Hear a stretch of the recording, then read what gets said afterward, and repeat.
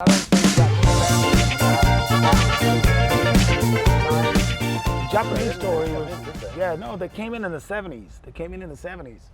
The story with Japan is that Japan decided to grow into America, but they did it the smart way. So they worked out a deal, a Japanese collateral deal with Japanese USA trade deal. And it says we'll allow you to, the Americans said we'll allow you to sell your cars here if you put your plants here and you give us jobs. Americans are very smart, corporate America. Well, they were back in the day. They're still very smart now. Okay. Because they're the only country that don't have a Federal Reserve. They print money when and when they need it. Yeah, but the Federal Reserve's got nothing to do with the government. Yeah, I know. It's got nothing to do with the government. But I'm saying that they don't need, they just print money when and when they want to. Most people print money on the back of something. On the back of something they own. You know, they just like, oh, we need a few $1 trillion. Yeah. Oh, I need a few $1 trillion. You know, our good old friend Trump would say, print some more. Print some more. Anyway, long story short, the Japanese were smart because the Japanese came into the USA and says, we want to sell our cars here. What do we do? The Americans go, no, we're not wanting you to sell your cars here. He goes, well, you don't open for us, we don't open for you. Americans did not really care so much of the Japanese market, but they thought, wait a second, if this guy's going to bring investments here, well, we just say no. So it says on the assumption that you put all your factories here and they're all built and assembled here. Sneaky bastards. It says, yeah, we'll give you guys jobs. So and they build all the factories all in California and Sacramento and all those places have all those old, Datsun factories, and they started selling Datsuns. Well, what they didn't realize was how quickly the Americans would bite into the Japanese cars. Because what happened is, the Americans were used to these big gas guzzlers with 5-liter engines. Yeah. And all of a sudden they got a Mazda 323 or a Toyota Corolla, and they would get them for $10 of gas. They would get them for like a whole week. Yeah. So they started liking it. So the Japanese explosion became apparent, and that caused the whole crisis. The whole crisis that they had with the fuel crisis in the 90s, where there were long lines at the gas stations, because all of a sudden the consumption of fuel had dropped. Americans were not consuming fuel. So Americans could not buy as much fuel as they used to buy from the OPEC countries, which was Iraq and Iran. Yeah. And then they funded Iraq to go and fight Iran so that they can take over the fuel wells of Iran, which again, they don't tell you that. They actually sponsored Saddam Hussein. He was one of the lieutenants at the time in the army to go fight Ayatollah Khomeini, because they said, oh, Ayatollah Khomeini was bringing the Muslim state to a democratic country, and therefore they went under the whole political, but in reality, they were looking for the fuel reserves. And after 10 years of Saddam Hussein being fooled to go fight a war that he had no connection to, he realized the Americans were just using him for stupidity. He says, I'm not fighting these guys anymore. I'm tired of killing millions of Iraqis and looking like the bad guy. Looking like the bad guy. And they decided, I want peace. We're not going to fight this war anymore. All of a sudden, fuel, because then there was no fuel in Iraq, because there's never been so much fuel in Iraq. Iraq accounted for like 2 or 3%, whilst Kuwait is just a geographical. Iraq is a bit mountainous, so the fuel went to both sides. So a lot of fuel went to Iran and a lot of fuel went to Kuwait. And hence the invasion of Kuwait by Iraq.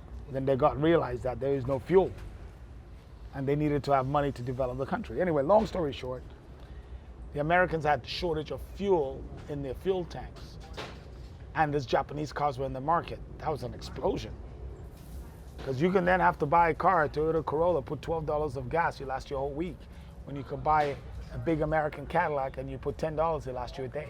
So that's what killed the big American. That's what killed the big American V8, the 8.2 liter, because they were always in excess. They went from the 5 liter to the 6 liter to the 7 liter. Then they went to the 8.2. Kept going. And they became so gigantic, the Eldorados with V8 motors that they're just gas guzzlers. And all of a sudden, boom, Iran-Iraq war.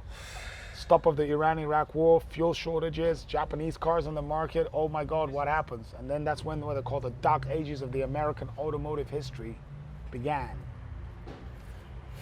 Dark ages of American automotive history This is amazing. began in 1977, 78, when the war began and there was no fuel.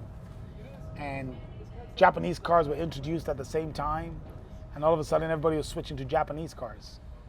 because they were more fuel efficient, they were cheaper to buy, they were cheaper to run, cheaper to maintain.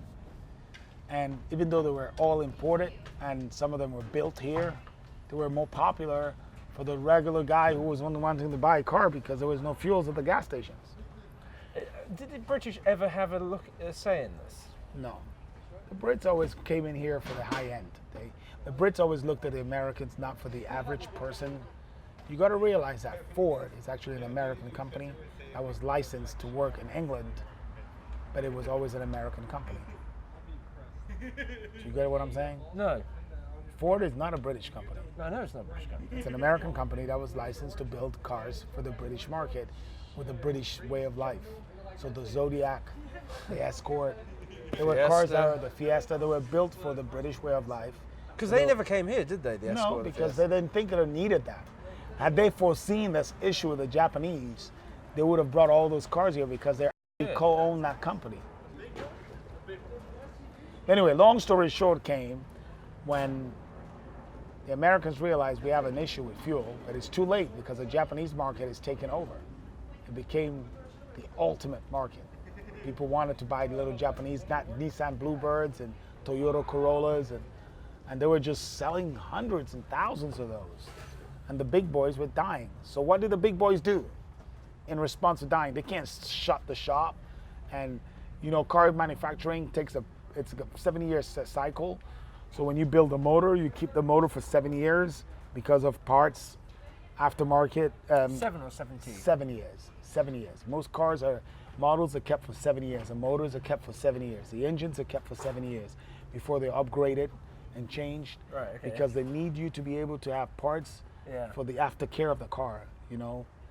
The after part of the car, like, you know, so they can't keep changing the engines every day. Then it's a mess. I know the accountant back in England who does it for Mercedes-Benz, and so you wouldn't believe how many spare parts we have for our cars, dating back, God knows how many decades, and the storage facility and the part numbers and everything like that. They have to keep doing that because they have to keep the clients there. So they keep the engines going for 7 years. The bodies are not so much because the bodies are, you know, the parts that could be, but the engines are most of the things are repairable, but the engines are always kept for a long time. So because they had already re-engineered the 8.2 liter, they didn't want to drop it off, so they had to keep it going as much as possible. Now, the dealers went from selling 3 cars a day or 4 cars a day in dealerships to selling 0 a whole month. Drastic decision had to be taken. 80s. Okay. Like down the early 80s, 81, 82. When was the crash? 79, 80, 81. Right. That's when Iraq invaded the valleys in Iran to try and take control of the fuel because Uncle Sam wanted the fuel. This is amazing. This isn't a story about, you know, tire tread or rack and pinion steering or. No.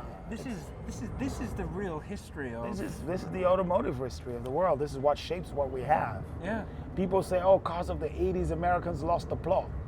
It's true, they lost the plot because they were trying to reconfigure everything to match the European cars now and the Japanese cars. They're like, dude, we got to make cars running a lot more. So they started inventing the V6 engines, trying to gone from the V8, they cut down again. They went to 3.8 liters from 7.2. Because it was. No, the V6 was always around, but it was always considered as a shitty motor.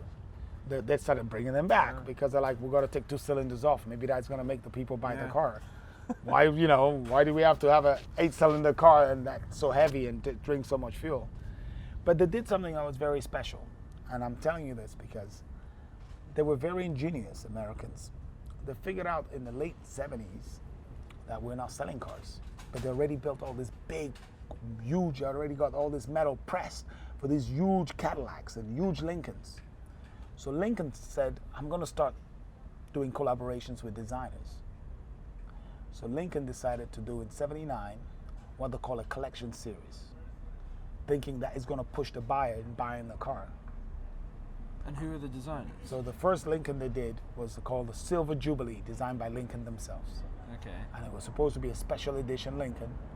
And this is way before people started thinking of doing special editions. So Lincoln is the one that started the special edition. So you got to give them that. Nowadays you go to AMG Super Sport. everybody, that marketing was a Lincoln piece of genius. So that's what we're going to do is 4 collection of designer cars. We're going to call one a Silver Jubilee, and we're going to have it designed by top designers here, and we're going to make sure that people that buy it will feel they have something super special. And they kept the price, the standard price, but they gave people a lot more for their money. Electric seats, velour. In those days, velour was more expensive than leather. Leather was considered a driver's choice of car because it had to last. He has to put his ass on it. It has to last. Velour had just been invented because they had just invented plastic in the 70s, and they were so into velour. Look at those 80s and 70s. Everything was velour and cornrows. And do you remember that period? So they were like, oh, I have money. I have made material, not cow skin.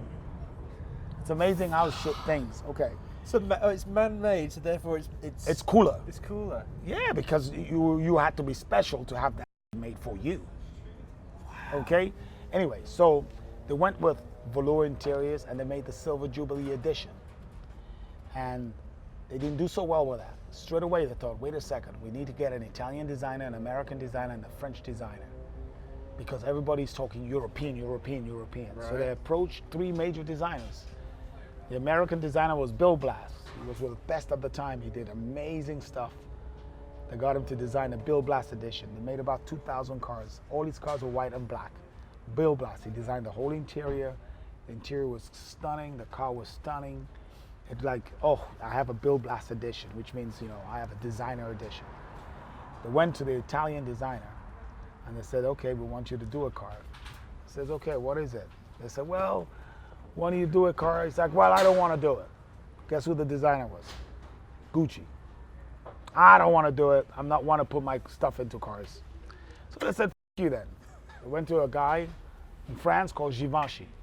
They said, Givenchy, do our cars for us.